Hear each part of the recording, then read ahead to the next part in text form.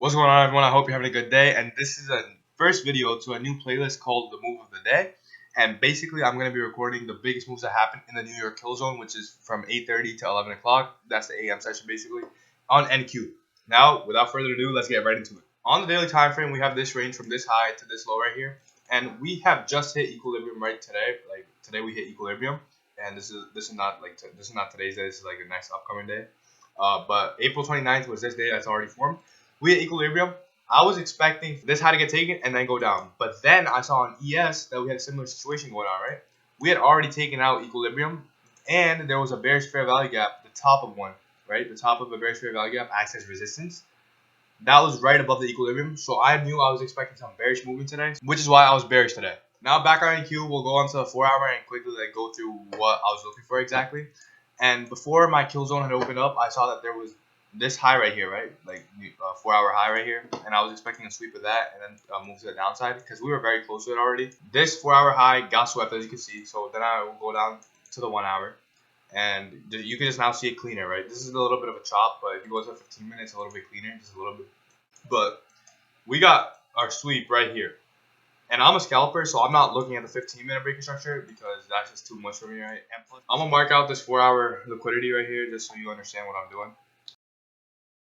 Alright, so 4 hour liquidity right here got swept right here, right? We got a sweep right there.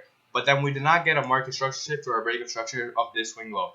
And I'm not looking at this swing low because this is the most prominent last swing low that's made before the liquidity sweep, right? So I just got to be more safe rather than sorry.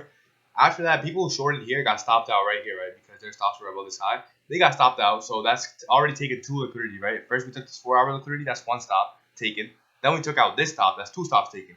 Then we still didn't have a break below these swing highs right here. We did break structure right here, but not below these swing highs. So people got tricked again, and it took them out for the 3rd time right here. Before finally taking out these swing lows right here, we broke structure right here. As you can see, I'll mark it out real quick. I'll mark out this one just so you don't get confused. I'll mark it out red. That's our breakup structure right there. Okay, I'm gonna literally just label it BOS so you understand. After this liquidity sweep, the 4 hour liquidity sweep, and after this big market structure shift, aggressive move down, what do we have right here? What does the market leave? A fair value gap, right? This is a fair value gap right here. It's fair value gap. If you need a referral to the video, I'll tag it to the top right. But basically, the low of the first candle and then the high of the 3rd candle makes a bearish fair value gap. We extend it out and we can see it reacted perfectly off of it. But now I'm going to show you how you could have gotten an entry off of this. So what do we see to the left price action, right? We look and we see a mitigation block right here. Remember, I taught mitigation blocks. That was my last video. This right here is a mitigation block. You could have used this one too. This order block was supposed to support price and make it go higher, but instead we ripped right through it. And that was the first occurrence of that happening. So when price is likely to return to this line right here, we're going to expect a rejection off of it.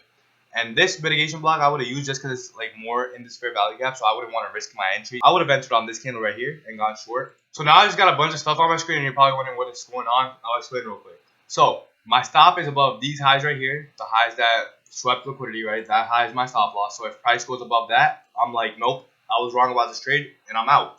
That's why that's my stop.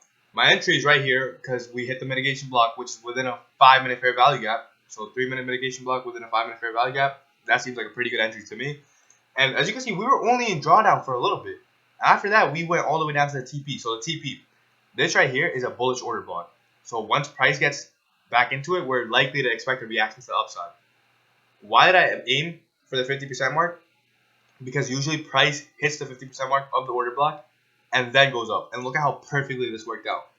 It went down just a little tiny bit more than 50% mark, and then just boom, went up. And it still wouldn't have stopped me out. It would have still taken me all the way down to here, which I would have made more money. But I'm perfectly fine with this take profit, right? So that was a move of the day, at least in the New York Kill Zone. Obviously, there was a bigger move like to the downside right here. This moved out to the downside. You could have probably caught that too if you were looking. But to me, this is a perfect move for today. Have a nice day, and I hope you learned something new. If you have any questions, leave them on the comments down below.